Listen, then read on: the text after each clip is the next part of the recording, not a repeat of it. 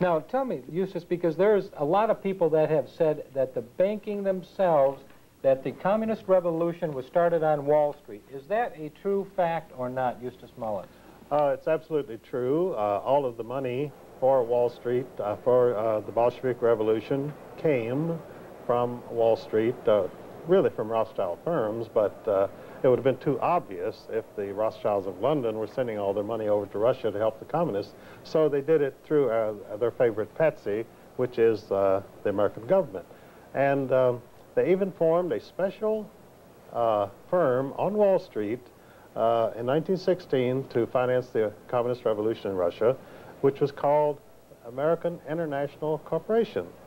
And its directors were Percy Rockefeller, the richest men in the United States, including a financier named George Herbert Walker, who just happened to be the grandfather of George Bush, our president.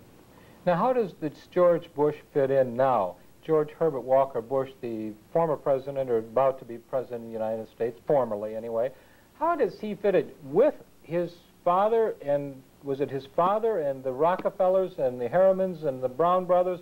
Did they all work together as far as this New World Order is concerned? Well, the New World Order is a group of insiders. It's sort of an international mafia, and they either work together or they get eliminated. I mean, these people have to cooperate because the death sentence is automatic if you don't. And you don't say, I'm going my way, to heck with you, because if you go your way is straight down.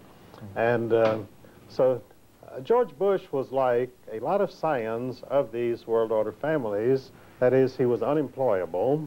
I mean, if he came in to be interviewed and there were 8 people there, he would be the 8th one that you would hire if you had to hire 8 people. And, you know, Lyndon Johnson... He should have had 7 others when he was running for president of the United States. Well, it's too bad they didn't. Lyndon Johnson was quite a perceptive guy. He was a Texas redneck, and he came to Washington and he looked at all these bright young men at the Central Intelligence Agency who were from the wealthiest families in the United States. They were there as a lark. They wanted to play James Bond, and their families would do... and as Lyndon said, he said the CIA is composed of scions of wealthy families whose families would never dare let them near the business because it would be dissolved within 6 weeks. So George Herbert Walker Bush, when he finished at Yale, and they said, well, should we put him in the family firm of Brown Brothers Harriman? They said, good God, no, we'll be in the bread lines within 2 months. So they said, let him go work, let him do what everybody else does. Go work for the Central Intelligence Agency and travel around and have fun. So George went to work for the CIA. It's the only job he ever had, just like Bill Buckley, another scion of a wealthy family. Bill Buckley was hired by the CIA when he finished at Yale, Skull and Bones. We're talking about the Brotherhood of Death here, the Skull and Bones crowd, which Bill Buckley and George Bush and all of the partners at Brown Brothers Harriman were members of this Illuminati fraternity established in 1848 as the Russell Trust by Daniel Court Gilman, who also, by the way, later set up the charitable foundations. Gilman was on the board of all of these so-called charitable foundations, which were simply secret instruments of the world order. So George became a member of the CIA. Matter of fact, he was CIA director in 1976. An interesting thing happened to Eustace in '76, and that was when he met one Saddam Hussein, who became involved in power in Iraq at the time. Could you tell us a little bit about that? Well, George was always a business partner of Saddam, and he claimed he didn't know him, so he deliberately, when he was on camera, he always mispronounced his name. He always called him Saddam, as though he were trying to call him a sodomite, I don't know. But anyway, they have been business partners that goes way back. And so Saddam himself, you know, is worth about $10 billion. He's a player on the world scene. And that's why when George was ranting about getting rid of the new Hitler, and he sent our army over there to do it, they walked away, leaving Saddam Hussein in total control. I don't think he ever heard a gunshot fired during that entire Iraqi war. But to get back to George, he didn't start out with the CIA. He started out as an agent, a secret agent of the CIA, who was running his own oil company called Zapata Oil Company. And, you know, George, when he wanted a name for his company, he wanted a name that really represented what he believed in. So he didn't call it the Thomas Jefferson Oil Company, and he didn't call it the George Washington Oil Company. He looked down at Mexico, where you had a communist revolutionary named General Emiliano Zapata. And Emiliano was quite a bloodthirsty guy. His idea of a good time was to go into a village and line up all the women and children and shoot them. So George said, this is my kind of guy. So he named his oil company Zapata Oil Company, which showed the kind of people that he would like to have around him. And the Zapata Oil Company was never anything but a front for the CIA. They did a lot of work in Mexico and in the Gulf of Mexico for the CIA. And of course, when you had the supposed attack against Castro to wipe out communism in Cuba, George was in on the planning, and of course they bought 2 ships to haul the fighters, freedom fighters, to Cuba, and they named one of them Barbara after his wife, and they named the other ship Zapata after his oil company. So George was pretty well inside all the way, and of course they never intended to overthrow Castro. You see, when you set up a regime that you control, like in 1917 they set up the Bolshevik regime, and the American taxpayer supported the Soviet empire from 1917 right up till the time it collapsed. And the only reason it collapsed was that the United States was bankrupt. They couldn't send them any more money. So we destroyed communism by going bankrupt ourselves, which I guess is one way of doing it. What we are facing today is the American nightmare, a wholly owned colony dictated to by aliens, in which the chance of a young person today of making it is almost nil, unless he happens to be a scion of one of the insider world order dynastic families, as George Bush was. Now, George Bush, of course, his path was smooth. He was a member of the Brotherhood of Death from Yale University.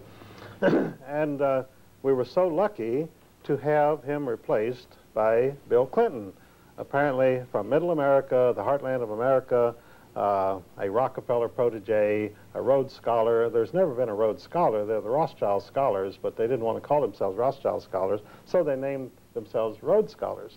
So we have now in Washington Bill Clinton, a Rothschild Scholar and Rockefeller protege.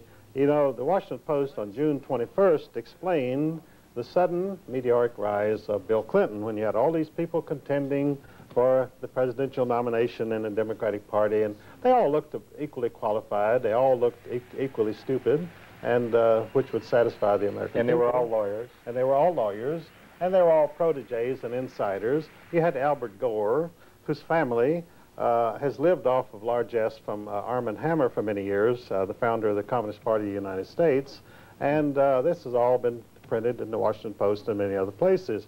So suddenly the Rockefellers said, well, it's time for the show to be over, and so Senator J. Rockefeller and David Rockefeller notified them, Clinton is the man, I want all you other people to disappear, and so Clinton came forth as #1 Rockefeller choice.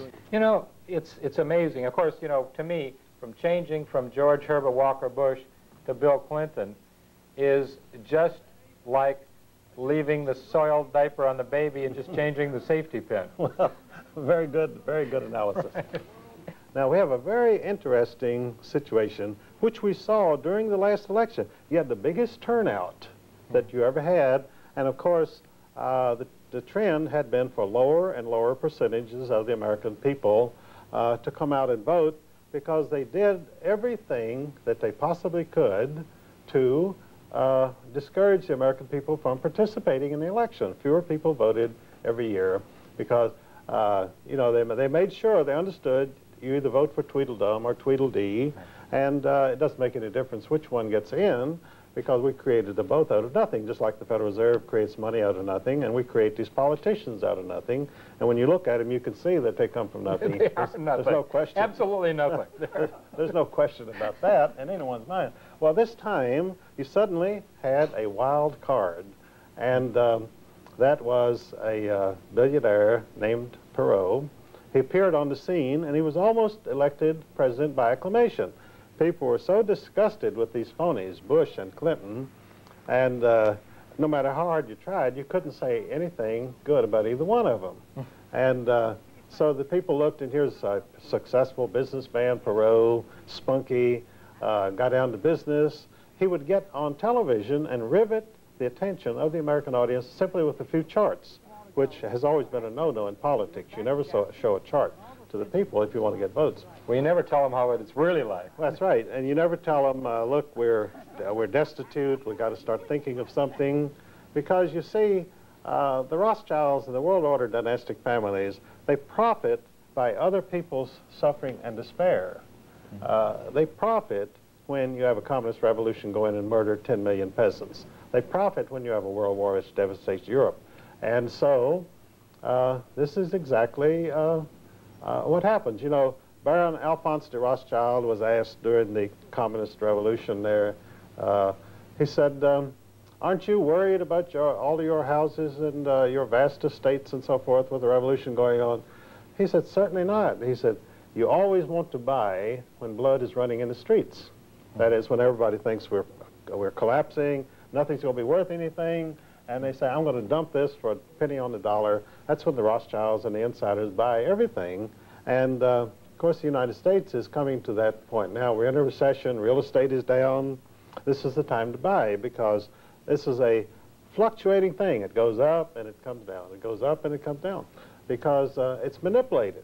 It's always manipulated. You know, J.P. Morgan was asked once, as the leading banker in the United States, someone rushed up to him and said, Mr. Morgan, please, would you tell me, what is the stock market going to do? He said, sir, it will fluctuate. I love it. That's a great story. Let's go back to the dynasties, because one time I heard you speaking, Eustace, and you said that there are 3 tiers as far as the dynasty of families is concerned, from the Rothschilds and the New World Order. Could you explain that 3-tier system to me? Well, nothing can really function unless there's a hierarchy. Somebody at the top has to tell the people lower down what to do and how to think and how to act and so forth. So in the world order, you have a very distinct hierarchy,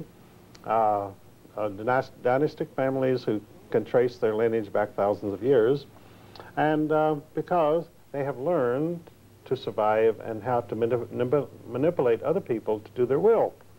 And that's all being a member of the world order means. You know how to use other people and profit by them.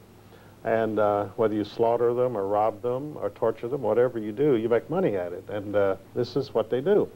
So in the world order, you have a top hierarchy of first-tier rank of dynastic families composed really of the old surviving aristocracies of Europe, the black nobility they're called. They're called the black nobility because they came from the darker strain in the aristocracy of Europe. And the old Viking, blue-eyed, blonde aristocrats, more or less, were pushed into the background, or they intermarried with the black nobility and became contaminated. And this is what you have. Of course, the surviving royal family in Europe today is the royal family of England, and they have been black nobility since the 12th century, when the Este family of Italy married into the British royal family. So the first rank, first tier is the old aristocracies of Europe, plus what they call their Hofjuden, their court Jews, which are the Rothschilds and families of that nature, who are able to raise money for them and keep them functioning. Now, in the second tier of world dynastic families, the world order, you have the families who themselves are enormously rich and powerful, but their duty is to serve as courtiers to the first tier of dynastic families. And people in that category are the Rockefellers, the Harrimans, the Morgans, and so forth. Now you have a third tier of dynastic families who serve the second tier. They're never allowed to approach the real top people in the first tier, but they can only serve through serving the second tier. And these are families like the George Herbert Walker Bush family. George Herbert Walker was president of W.A. Harriman Company, and the Bush family's entire career in banking was to serve the Harriman interests, who in turn served the Rothschilds. So that's why I began to use the term about Bush as a dynastic family in the world order of the third tier. And it was picked up, and I see it popping up everywhere. They say, George Bush is a third tier family, they don't even know what they're talking about. They don't explain it because they don't know how to explain it. But that's at least it. Much of my material, by the way, Bob, I see popping up all over the place because it goes into the system and is sort of piped in and begins to be picked up by people. For instance, columnists like Pat Buchanan and James Kilpatrick, every once in a while they'll pick up something of mine. Pat Buchanan had a column not long ago in which he denounced the Trotskyite wing, the neoconservatives of the Republican Party, which I had been speaking about publicly for about 5 years, and so, which I describe in my book of The Rape of Justice. I give you the whole story about that takeover.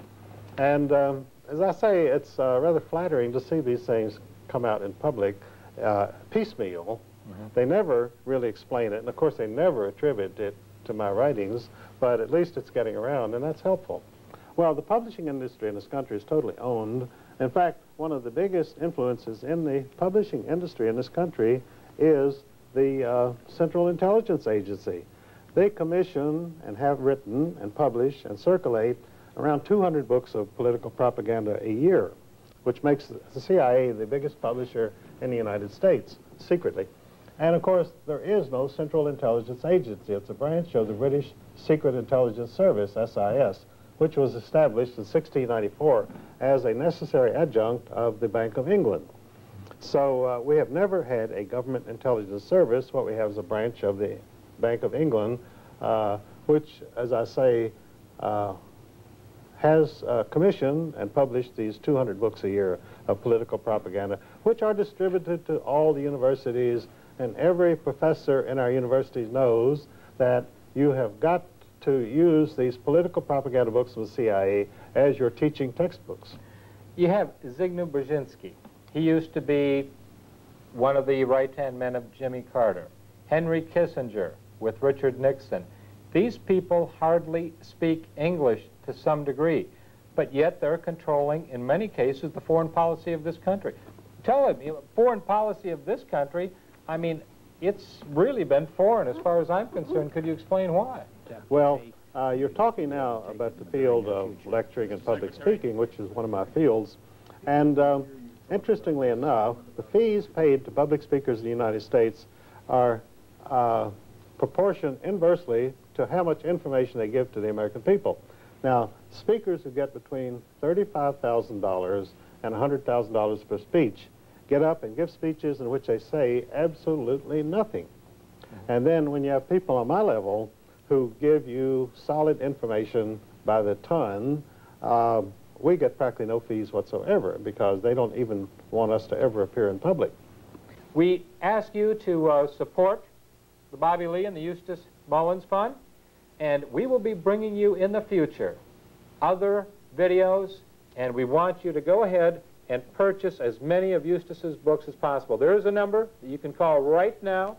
It'll be on your screen, and you call and you order some of those books, and this is for the posterity of your children, your family, your future. You need to know. Thanks for being with us today on the Bobby Lee Show, and Eustace Mullins, thank you, sir, for being a part of America and the great patriot that you are.